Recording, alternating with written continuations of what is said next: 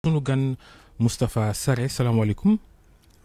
waaleykum salaam wa rahmatullah. ñu ngi nuyu El Hadj Ndiogou Diène. Moustapha Sarré yow yaay secrétaire national maanaam ki ñu dénk wàllu formation ci PASTEF yaa jiite li ñu fay wax école du parti.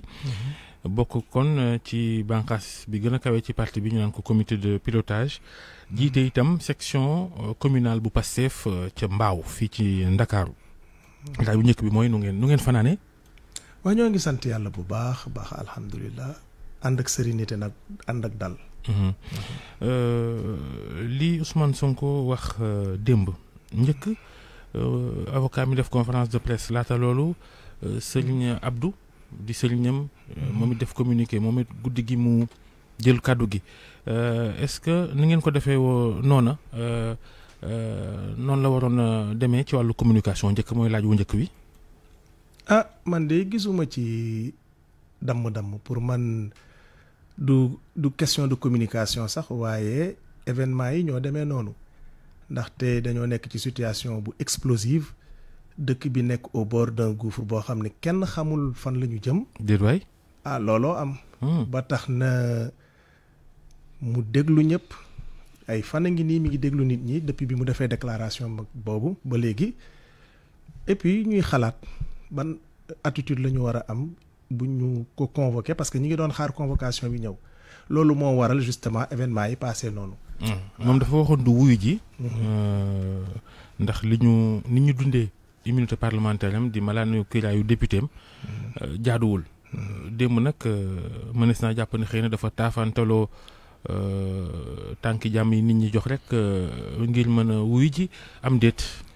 xam naa ni yàgg nga suivre Ousmane depuis 2014 yaa ngi koy suivre.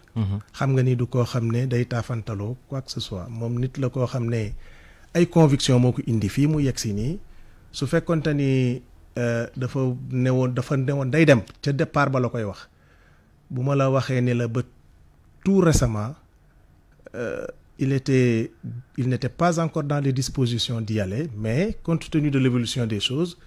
ci la jëlee décision dem Ousmane ku ko xam ko ci ay conviction ku ko xam ko ci am fit am engagement donc du taafantaloo du communication.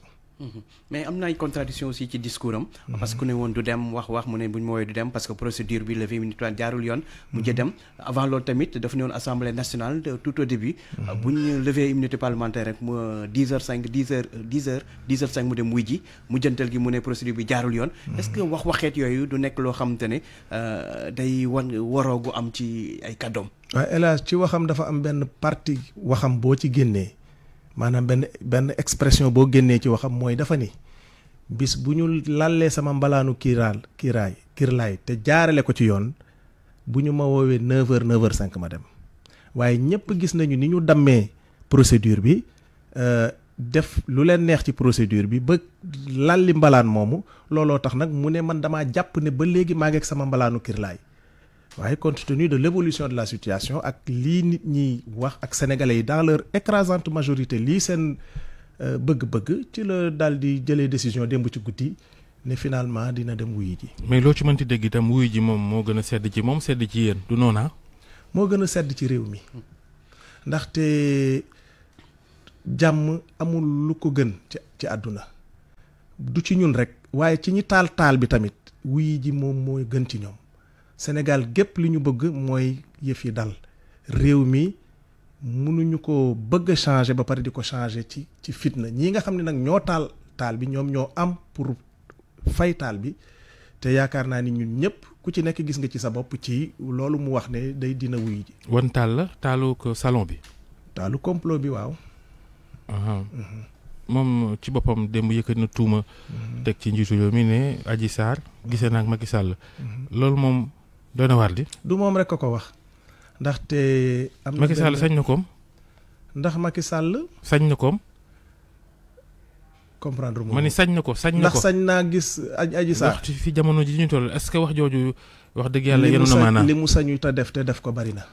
waaw li mu sañu te def ko bari na ndaxte réewum Sénégal dañoo jël seen énergie yépp en 2012 fal ci bopp réew mi nit koo xam ne dañ ko ne. yow soxlawuñu lu dul nga xalaat ci li nga xam ne moom moo war a jëmale suñu réew kanam ne ko at mu jot dinañ la nattal gën ngaa néew lu tolloog 4 milliards dugal ko ci kër gi gën a rafet ci Sénégal lépp loo xam ne soxla na ko sénégalais yi nekk ci buy dox ci tali bi sax xalif général bu nekk ak moom ci tali bi dañ koy wàccee moom mu continuer dem ñu ne ko donc lii on te met dans des conditions yoo xam ne pour nga xalaat ci lan moo jëmale suñu réew kanam malheureusement on a vu que ni xalaatam ak xelam yépp lim ko fi mu ko jëmee mooy faagaagal ay adversaire am yaakaar ne warta am adversaire kooku nit kooku donc yaakaar nañu ne erreur la ñu defoon en 2012 bi ñu koy teg ci bopp réew mi. mais xëy na bu fekk woon demul woon ci salon boobu coow li yëpp du am li Ablaye Wade wax rek moo ci am benn naïveté ak inexpérience moo indi li yëpp. Et là je crois que ça c'est pas la bonne question. naïveté non c'est pas la bonne question. bu fa demoon yëpp du am. la bonne question mooy li ma wax léegi mooy lan moo waral Macky Sall nanguwul a am adversaire la bonne question est-ce que dañoo tere ku dem ci salon xam nga loolu loi terewu ko loi terewul nit même su fekkente ni dara jotu la man mi macha allah alhamdulilah maa ngi sant yàlla bu baax yàlla na sama santé gën a jëm kanam su ma neexee chaque semaine wala chaque jour ma dem ci salon de massage parce que loi terewu ko. xëy na li ci jig-jigu ko ci tamit. statut yi bokkul. waaw ak tamit ban salon tam lay de war a dem. ban salon bu am bu nekk boo xam ne ñëpp xam nañ ko. am NINEA am registre de commerce. mais bul dugg ci loolu parce que kayit gi moom. dama ni kayitu salon bi moom. dañuy coiffure ak soin de beauté waxul benn yoon. massage ngi ci xëy na yow da ngaa gisul kayit googu waaye massage ngi ci. ginnaaw ba loolu weesoo il faut pas que aussi nit ñi di changer débat bi le débat aujourd'hui du faire le procès moral de Ousmane ndaxte même su fekkonte ni nit ñi dañu bëgg a def le procès moral de Ousmane le rapport médical le disculpe totalement parce que il n'y a rien eu dans ce salon là. weñ gaa nga bañee ca mbañaxaan ga. waaw loolu demuk salon gi indi lépp. waaw demuk salon bi mën mënta ñàkk ndaxte sénégalais yi au contraire moi je dis que sénégalais yi dañu war a féliciter Ousmane ndax nit koo xam ne def na 15 ans impôts et domaines ñàkk koom tax ngay dem di wuti ji beneen alternative parce que dem nga ci salon ñu ne la 300 000 francs ngay fay mu wóor la ni fii mënoo fee dem régulier mënoo faa dellu sax kooku sénégalais yi dañoo war a xam ne nit ku jub la ndaxte gis nañu fii nag quand même aux fonctionnaires yi et particulièrement ses collègues des impôts et domaines train de vie bi ñu am ku ci feebar doo fajoo Sénégal bitim réew ngay fajoo. assemblée nationale gi mbokk ne nañ am nañ couverture maladie bu leen di tax a dem di bëslu ci loo xam ni lu ci bëri assemblée la koy jël en charge sax. waaw en vérité man terme bëslu boobu sax en vérité moo may déranger parce que je crois que toll nañu foo xam ne il n'est pas normal que ñuy ironiser ci yenn termes yi ndaxte. Sénégal dama ni on est au bord du gouffre bëslu du traduction normalu massage mooy dàmp parce que boo nee bëslu rek day mel ni bànneex la doon demi wuti ji wala yu demee noonu en vérité c'est quelqu'un qui est malade bu dem pour ñu faj ko bañ na ko ba moom mooy indi produit yu boppam. Adji Sarr du fajkat de. Adji Sarr masseuse la.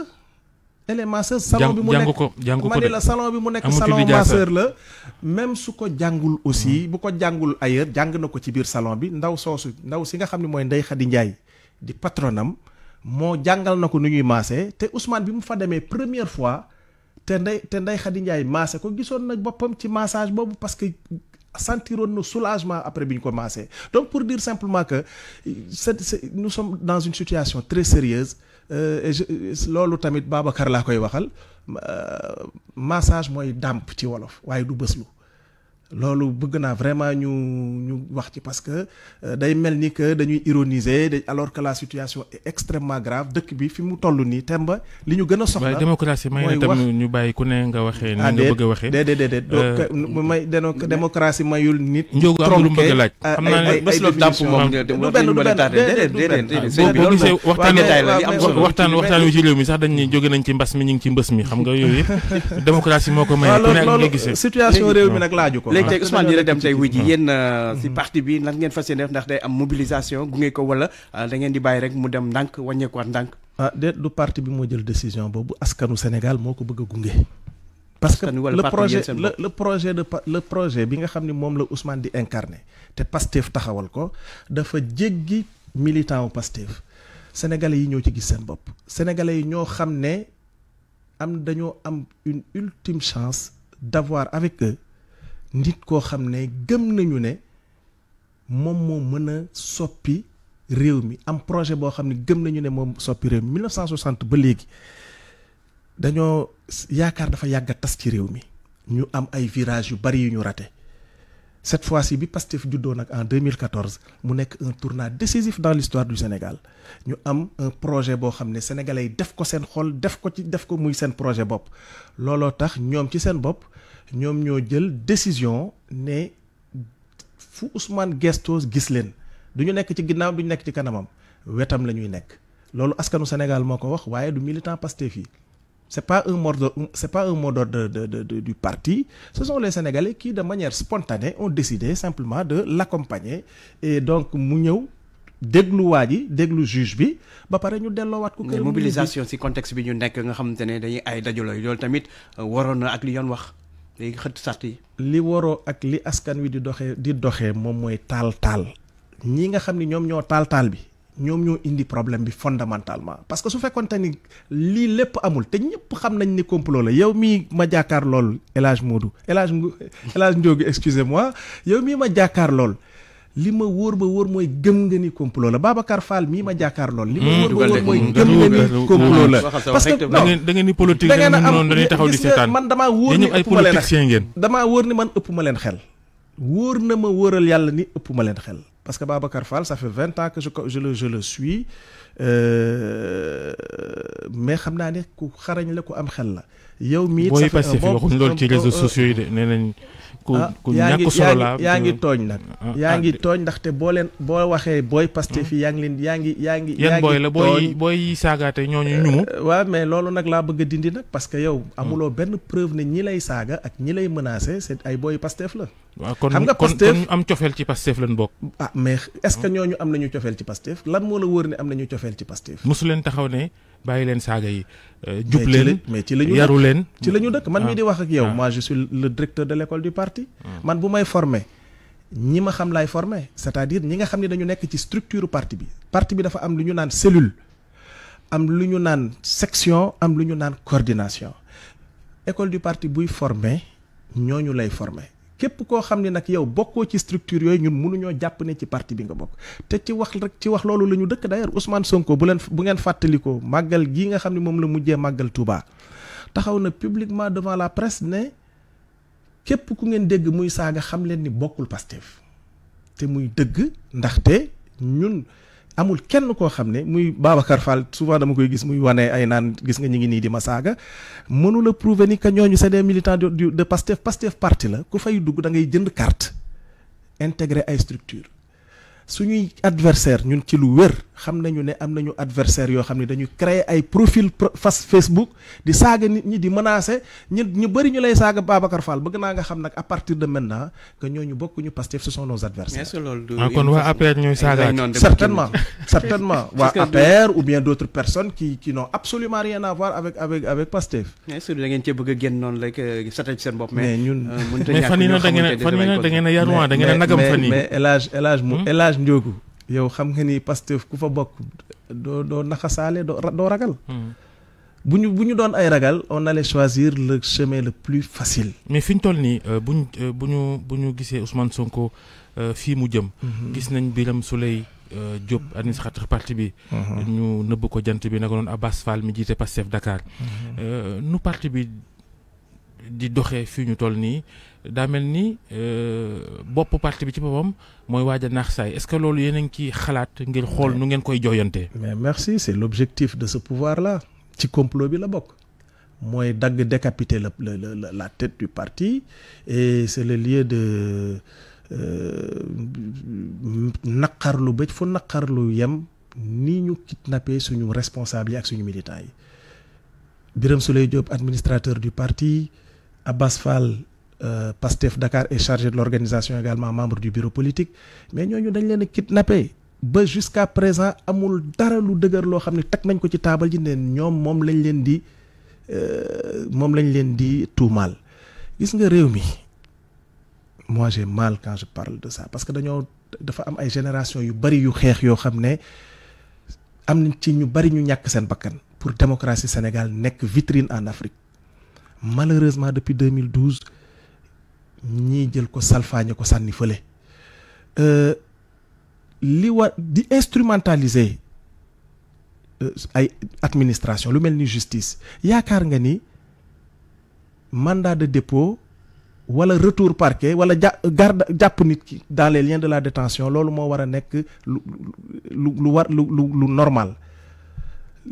Exception la war a nekk dans un pays normal dans un état de droit nga dëkk ci réew dëkk ci ville ñu xam sa adresse xam sa liggéeyukaay musuloo def dara ñoom ñooñu ñëpp ku ci mës a dem police carte d'identité moo la fa mën a mës a yóbbu wala ngay lijjanti nga am looy lijjanti mais ñoom ñëpp ñu jàpp leen mandat automatique le mandat de dépôt est automatique dans ce pays là loolu yëpp pour terroriser les hommes politiques waaye nag li ñu xamul mooy parti bu bees bii juddu di Pastef pour xoqatal leen kenn mënu ko.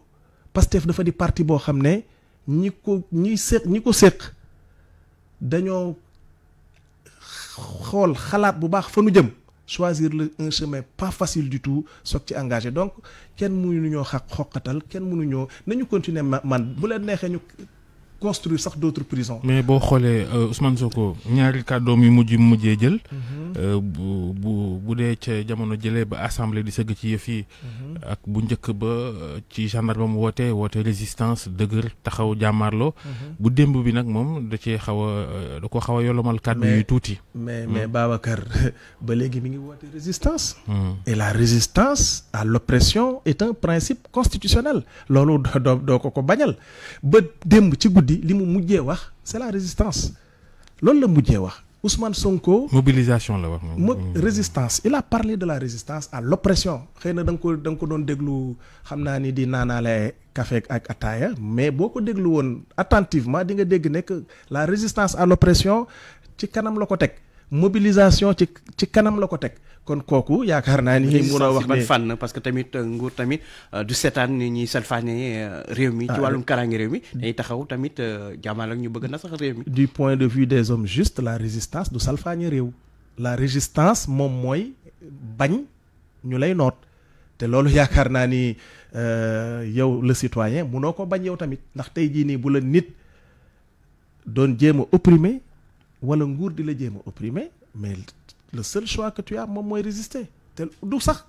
ce n'est même pas un droit c'est une obligation li ñu wutaleeg bàyyi ma yi mooy loolu bàyyi ma mën nga jël sa xar denc ko fu la neex lu la neex nga def ci bu la neexee nga rendi et cetera moom day toog rek di la xaar mais nit nag mi yàlla sàkk yàlla daf ko ni bis boo nekkee ci situation d'oppression da nga am devoiru jóg fippu loolu nag moo indi àddina bi fii ñu toll nii. ba démocratie am. léegi est-ce que dossier bi gën a compliqué bu ñu gisee Ousmane Sonko di attaquer magistrat yi Bassirou Gueye procureur Mamadou Seck mi ko war a déglu tey ak doyen des juges Samba Sall. léeg-léeg mu laawaale Casamance est-ce que itam kaddu yi xawut a dëgër tuuti ak yenn piis yu muy piis ay Casamance ak ñoom seen yooyu yëpp est-ce que du jaxase carte gi itam. yow nag yaay jaxase question yi parce que sànq bi ngay wax ne nga dafa nooyal ba yàgg léegi nga naan dafa dëgëral moi je ne comprends pas ci ban position la ñu war a. xam naa damaa mel ni yow rek ndax moom dafa ni massage 200 000 yow nga ni massage 300 000. mais dafa ni plus de 200 000. c'est près de 300 000. c'est 300 000 la gën a jege que 200 000 li mu waroon a fay li ma lay wax man lu leer la man donc pour dire simplement que moom il ne s'est pas attaqué au magistrat il a parlé de la justice.